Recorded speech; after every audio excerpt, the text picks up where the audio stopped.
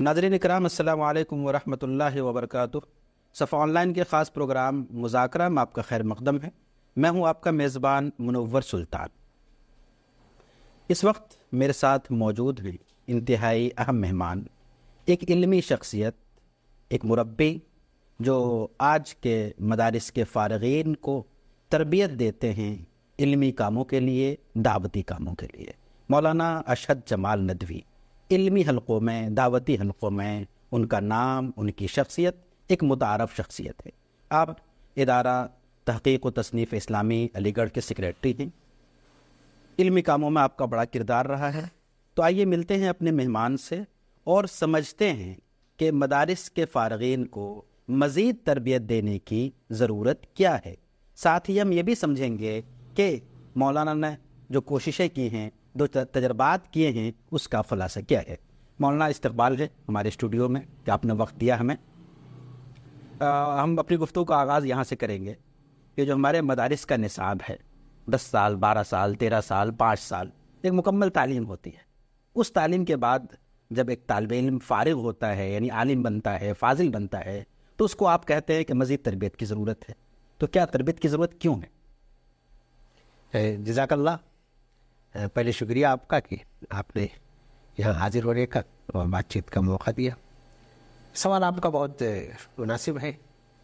مدرسوں میں تعلیم کا، تربیت کا ایک نظام ہے اور وہ بہت اعلیٰ نظام ہے اور بہت تندہی کے ساتھ ذمہ داران مدارس وہ کام کرتے ہیں، لیکن اس میں اس بات پر خاص توجہ نہیں ہوتی کہ دنیا میں جس میدان میں اس کو جانا ہے اس لحاظ سے کس اسکل کی ضرورت ہے، کس مہارت کی ضرورت ہے، کس صلاحیت کی ضرورت ہے۔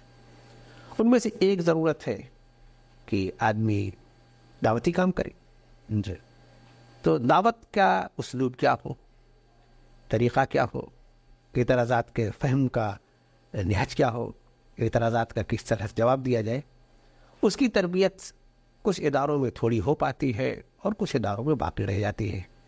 اسی کمی کی تلافی کرنے کی یہ ایک چھوٹی سی کوشش ہے جو ہم لوگ کر رہے ہیں۔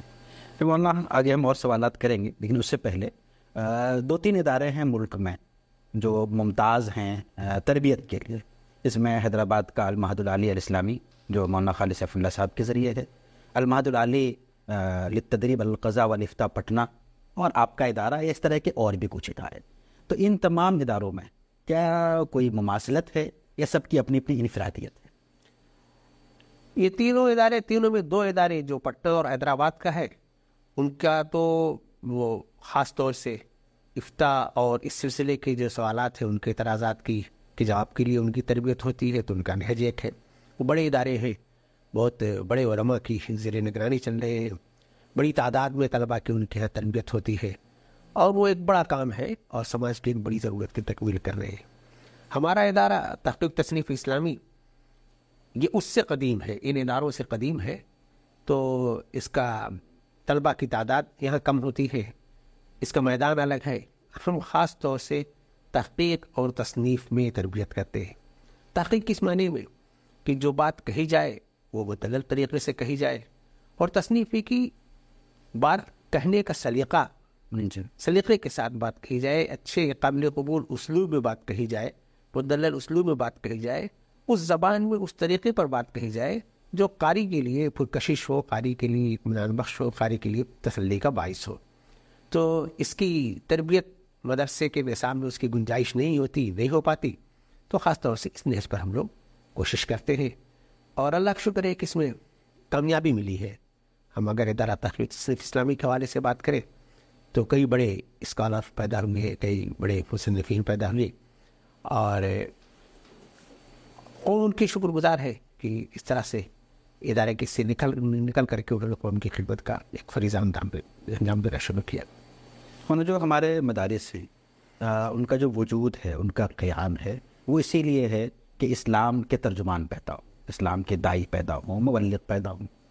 تو جب ہم ان فارغین پہ آج کے حالات کے تناظر میں غور کرتے ہیں تو کچھ میدان تو وہ ہیں جیسے تدریس کا میدان ہے، تبلیغ بمعنی مساجد میں خطابات یا اس طرح کے، تو وہاں تو وہ کامیاب ہے۔ لیکن اگر ہم اسلام کے تعارف کی بات کریں آج کے دور میں، تو کیا ہمارے مدارس کے فارغین جو اسلام کا تعارف جس انداز میں ہونا چاہیے، اس کے لیے جو صلاحیتیں چاہیے، کیا ان مدرسے سے پڑھنے کے بعد وہ چیز ہو پاتی؟ آج ہم لوگ مدرسوں پر دو طرح سے غور کرتے ہیں. اول یہ کہ دین کا کوئی کام کرنا ہو، کسی طرح کی خدمت انجام دینی ہو، تو ہم یہ سمجھتے ہیں کہ مدرسے کو سارا کام اکیلے کر ڈالنا چاہیے. مدرسوں کا جو نصاب تعلیم ہے اور جو منہج تعلیم ہے، ان کے سالوں ایئرس کو اگر گنا جائے تو زیادہ سے زیادہ +2 لیول یا گریجویشن لیول تک کی تعلیم ہے. کالج کے کسی گریجویٹ سے ہم کچھ توقع نہیں کرتے. مدرسے کے گریجویٹس کو ہم یہ سمجھتے ہیں کہ ہم امت کا سارا دینی فریضہ اسے انجام دینا چاہیے. باقی دوسرے سبجیکٹس میں جیسے وہ وہاں کا گریجویٹ بہت سے میدان میں وہ تہی دامن ہوتا ہے، اس کے پاس معلومات نہیں ہوتی، ایسے مدرسے کا طالب علم ہے. تو اس لیے اب آگے چل کر کے جیسے دوسرے مدارس کے نظام، دوسرے کالجز کے طلباء کو اسکل سیکھنے کے لیے الگ سے کورس میں داخلہ لینا پڑتا ہے، برات حاصل کرنی پڑتی ہے.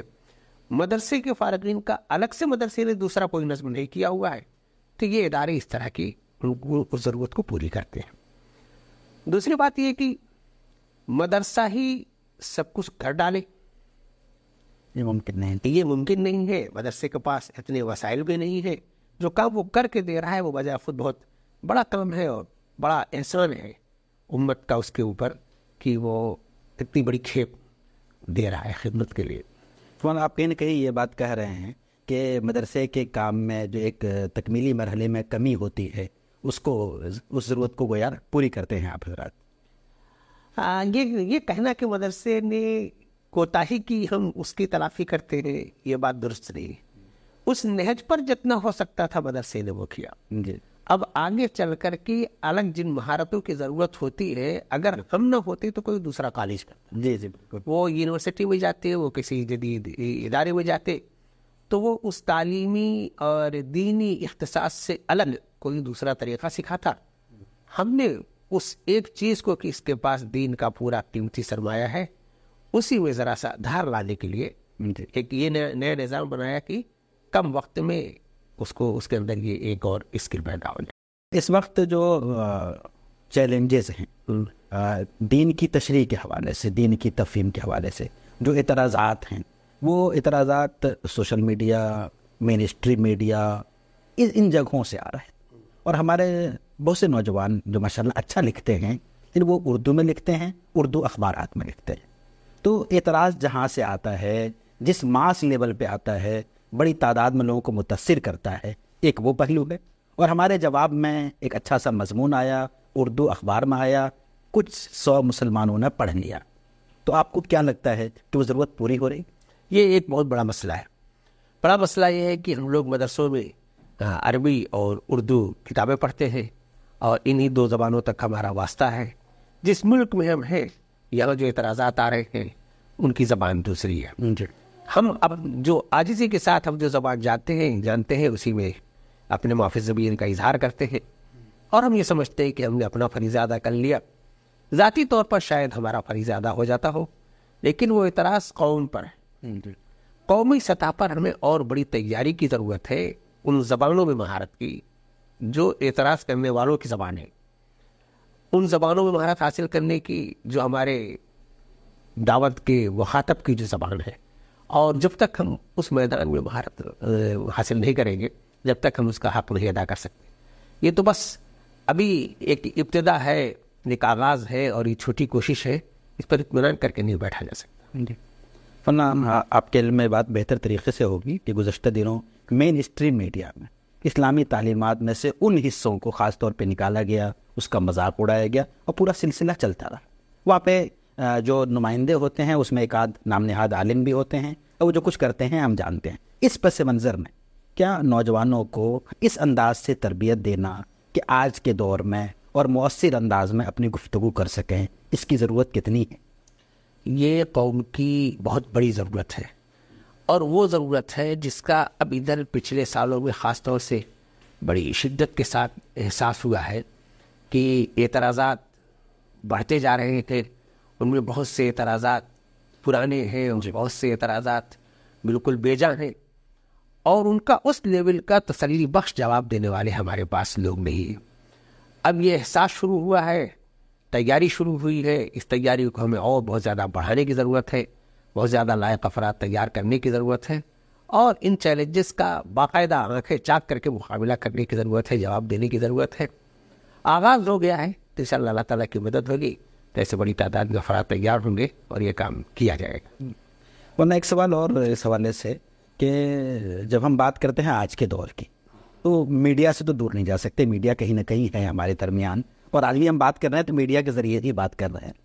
لیکن فکری طور پہ آج بھی بڑی تعداد میں ایسے لوگ ہیں کہ جو فکری طور پہ میڈیا, اس کے اسباب, اس کے ذرائع, اس کو کم از کم بہتر نہیں سمجھتے ہیں, اور دوسری طرف ان تقاضوں کی بھی بات کرتے ہیں کہ جو آج کے دور کے حال سے. تو یہ جو الجھن ہے یہ اب تک دور نہیں ہو پائی, کیوں؟ آج سب کام کرنا ہم لوگوں کا, علماء کا یہ کام ہے. یہ الجھن بھی ابھی ہماری ہی دی ہوئی ہے, پیدا کی ہوئی ہے.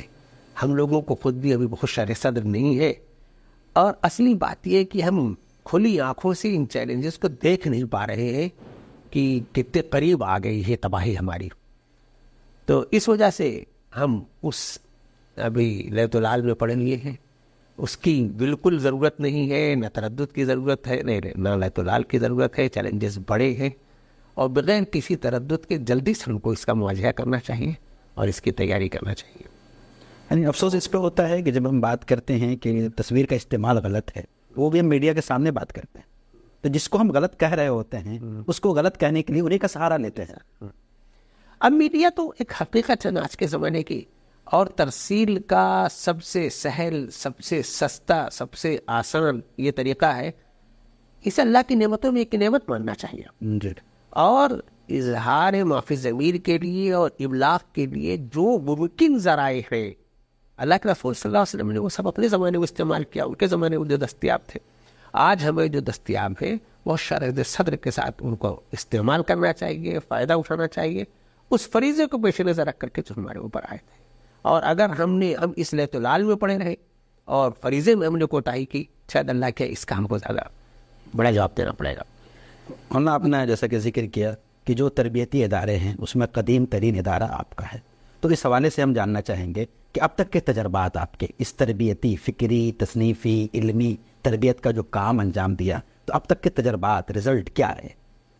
ادارہ تحقیق تصنیف اسلامی کی داغ بیل تو 1949 میں پڑی, اور دراصل یہ جماعت اسلامی کا ایک فیڈر ادارہ ہے, اور اس کی فکری ضروریات کی تکمیل کے لیے یہ ادارہ قائم ہوا تھا. تو چند مصنفین بیٹھائے گئے تھے تو یہ تھا کہ یہ کافی ہوں گے, لیکن یہ خیال ہوا کہ چند مصنفین کی تحقیق سے کام نہیں چل سکتا. قوم کے لائق افراد, نوجوانوں کو کیوں نہ بڑی تعداد میں ان کی تربیت کی جائے. ضروریات زیادہ ہیں, ضروریات بڑی ہیں, افراد کم ہیں, اس لیے ایک الگ سے تربیتی نصاب بنایا گیا. 2 سال کا ہمارا نصاب ہے, اس میں اشتہار کے ذریعے ہم 10 طلباء کو لیتے ہیں اور ان کو ایک نصاب سے گزارتے ہیں, جس میں مطالعہ کا بھی نصاب ہے, جس میں یونیورسٹی کے فضلہ لیکچرز بھی دیتے ہیں, جس میں انہیں چھوٹے چھوٹے مضامین لکھوانے کی مشق بھی کرائی جاتی ہے. اس مرحلے سے گزر کر کے دنیا میں اس وقت جو بڑے مصنفین کی فہرست میں جن لوگوں کا نام آتا ہے ان میں پروفیسر مسعود عالم پاسوی صاحب ہیں جو ہمارے ادارے کے فارغ ہیں, ڈاکٹر محمد علیہ السلام ندوی صاحب نے قلم کی روانی اسی ادارے میں بڑھا کر کے ان کے قلم میں روانی آئی. ایسے بہت سے مصنفین ہیں ہندوستان میں جنہوں نے ماشاءاللہ اس تربیت کا پورا فائدہ اٹھایا, اور اللہ کا شکر ہے کہ ہم بڑی عظیم خدمات انجام دے رہے دن کی ترجمانی. یعنی جو آپ کا کام ہے ماشاءاللہ وقت کی ضرورت ہے, چونکہ یہ جماعت کا ادارہ ہے تو ظاہر سی بات ہے کہ جماعت کے افراد وابستہ ہوں گے, جماعت کی فکر وابستہ ہوگی. اس حوالے سے ایک طرح اکثر کیا جاتا ہے کہ گویا جماعت کے لوگ اپنے افکار کی ترویج کے لیے افراد سازی کر رہے ہیں. آپ کیا کہیں؟ اب وہ اصل میں جو لوگ سوچتے ہیں, ہر آدمی سوچنے کے لیے آزاد ہے. اول تو یہ کہ یہ جماعت کا ادارہ نہیں ہے, جماعت کا قائم کردہ ادارہ ہے. جماعت اس کی سرپرستی اور نگرانی کرتی ہے, اور ادارے میں چاہے وہ رفیق ہوں چاہے وہ اسکالرس ہوں, ہمیشہ اس بات کی پوری آزادی ہوتی ہے. کسی بھی مکتبہ فکر کا آدمی اس میں شریک ہو سکتا ہے, حصہ لے سکتا ہے, تربیت حاصل کر سکتا ہے. یہاں تک کہ ہمارے اس وقت بھی موجود جامعہ سلفیہ, دارالعلوم دیوبند, ندوۃ العلماء لکھنؤ, مدرسۃ الاصلاح, جامعۃ الفلاح, اتنے مدارس کے فارغین اس میں موجود ہے۔ جامعہ اشرفیہ کے ایک طالب علم نے درخواست تھی، اس کے والد صاحب نے باقاعدہ بات کی کہ میرا مکتبہ فکر یہ ہے، لیکن میں اپنے بچے کو آپ یہ تربیت کرانا چاہتا ہوں، اسے کوئی دقت تو نہیں ہوگی؟ میں نے کہا کہ آپ تجربہ کریں، ہم بہت استقبال کریں گے اس کا، اور جو اس کی اپنی مسلکی چاہت ہوگی انشاءاللہ اس کے حساب سے تکمیل ہوگی۔ ہم جو چاہتے ہیں وہ یہ کہ جو بات سلیقے سے کہی جا سکتی ہے اس کا طریقہ وہ سیکھ کر میں سے جائے تو ہم وہی کام کریں گے، اس کو کسی اور چیز کی دعوت نہیں دیں گے۔ تو اعتراض بھی چونکہ ہم لوگوں کے مزاج میں ہے، کچھ لوگ خود سے سوچ کر کے اعتراض کر لیتے ہیں، ادارہ تحقیق تصنیف اسلامی کے اس نظام پر یہ اعتراض کہیں ایگزسٹ نہیں کرتا۔ ایک بات اور جو کہنے کو جی چاہتا ہے کہ جو اس طرح کے ادارے ہیں یقیناً ان کی محنت ہے، سال 2 سال وہ محنت کرتے ہیں، اور پالشنگ کا کام بھی بہت اہم کام ہے، یہ نارمل کام نہیں ہے، لیکن جب وہ اپنے ان تربیت یافتہ فارغین کو یا فضلہ کو اپنے لوگ، اپنے افراد، اپنے تربیت کردہ افراد کہتے ہیں تو کہیں نہ کہیں بعض لوگوں کو احساس ہوتا ہے کہ مدارس نے 15 سال محنت کی تو وہ مدارس کے تو نہیں ہوئے، لیکن 2 سال آپ نے کی تو وہ آپ کے ہو گئے۔ وہ اصل میں تھوڑا سا دل بڑا کرنا چاہیے مدارس والوں کو، جہاں اس نے بنیادی تربیت پائی ہے اصلاً پروڈکٹ وہ انہیں کا ہے، اور اسی نسبت پر وہ ناز کرتا ہے۔ جی جی، اور وہ 1 سال 2 سال جہاں جا کر کے وہ کچھ اور سیکھتا ہے تو اس ادارے والا اس کے اوپر فخر کرے، تو ان کو بھی کچھ چاہیے فخر کرنے کے لیے۔ آج کل جو کوچنگ سینٹر ہے، کسی ایک مرتبہ کسی نے کنسلٹ کر لیا، اس کا فوٹو رکھ لیتے ہیں، اگر سلیکشن ہو گیا تو اس کا فوٹو لوگ چھاپ دیتے ہیں، گیرنٹی لینے کی اوڑ ہے۔ تو ادارہ والا اگر کوئی ایسا کر رہا ہے تو وہ کر رہا ہے، لیکن وہ بھی اس اعتراف کے ساتھ کہ یہ ہمارے پاس اصلاً یہاں سے یہ علوم سیکھ کر کے آیا تھا، اس کا جو سرمایہ جو ہے وہ اس ادارے کے دیکھ رہے، تو اصلاً وہ اسی کا پروڈکٹ ہے۔ اب کئی ایسے لائق پروڈکٹ ہوتے ہیں کہ 10 اداروں سے وہ گزرتا ہے اور 10 ادارے اس کے اوپر فخر کرتے، تو اس طالب علم کی بھی خوش قسمتی ہے اور اداروں کی بھی خوش قسمتی ہے۔ اس پر دل چھوٹا نہیں کرنا چاہیے ان اداروں کو جنہوں نے زیادہ وقت لیا تو وہ بھی کریں ان کے اوپر فخر۔ ہمارے پاس جو لڑکے ہیں زیادہ تر ندوۃ العلماء کے ہیں، ندوی ان کے نام کے سامنے لکھا ہوا ہے، اور وہ اپنے اداروں سے ویسے ہی ٹوٹ کر کے محبت کرتے ہیں، اور ماشاءاللہ کسی طرح سے کوئی اس پر وہ آنچ نہیں رکھے۔ ایک آخری سوال اور، جو ادارے کام کر رہے ہیں جیسے آپ کا ادارہ ہے تصنیفی اور تحقیقی، کچھ ادارے ہیں فقہی اور علمی، اس طرح کے ادارے ہیں جو کام کر رہے ہیں، آج کے حالات میں کیا اس طرح کے اور بھی کچھ گوشے ہیں جس پہ افراد سازی کی ضرورت ہے؟ افراد سازی کی میرے بھائی ہر میدان میں ابھی بہت ضرورت ہے۔ افراد سازی کا تو جو بالکل سامنے کی ضروریات تھیں کہ ہم نے فقہی سوالات کے جواب دینے کے لیے ادارہ قائم کر لیا، دعوتی تربیت کے لیے ادارہ قائم کر لیا، الہاد بڑھ رہا ہے، طرح طرح سے جو ہے وہ فکری انحرافات کا سامنا ہے، طرح طرح کے اور دوسرے ملت پر مسائل ہے، میڈیا سب سے بڑا ایک جو ہے وہ ایک سوال ہے، اور جو آدمی بھی ہمارے یہاں ٹرینڈ میڈیا پر پہنچ جاتا ہے رسوائی کرا کر کے آتا ہے، پورا میدان خالی ہے۔ اس طرح ڈھیر سارے میدان ہیں جہاں ٹرینڈ افراد کی ضرورت ہے، اور بڑے پیمانے پر ایسے اداروں کی ضرورت ہے، ایسے لوگوں کی ضرورت ہے جو ان نقلوں کی تربیت کر کے کارآمد بنائے۔ اور جلدی سے اگر ہم لوگوں نے یہ کام نہیں کیا تو جو مصیبتیں ہمارے پاس چاروں طرف سے آ رہی ہیں یہ اور جلدی ہم کو جو ہے وہ ہماری تباہی کی طرف اور تیزی سے بڑھیں گے اور ہمارا نقصان ہوگا۔ آپ کو بہت شکریہ، جزاک اللہ۔ ناظرین، آپ دیکھ رہے تھے ہمارا خاص پروگرام مذاکرہ، اور میرے ساتھ خاص مہمان تھے مولانا اشہد جمال ندوی صاحب، جن سے ہم نے بات کی نوجوانوں کی تربیت کے حوالے سے مختلف پہلوؤں پر۔ اگر آپ کو ہمارا یہ پروگرام پسند آئے، ہماری گفتگو اچھی لگے تو آپ سے درخواست ہے کہ اس کو مزید لوگوں تک پہنچائیے، اسے لائک کیجئے، شیئر کیجئے، اور اس پیغام کو عام کرنے میں ہمارا تعاون کیجئے۔ اسی کے ساتھ ہمیں دیجیے اجازت، اللہ حافظ۔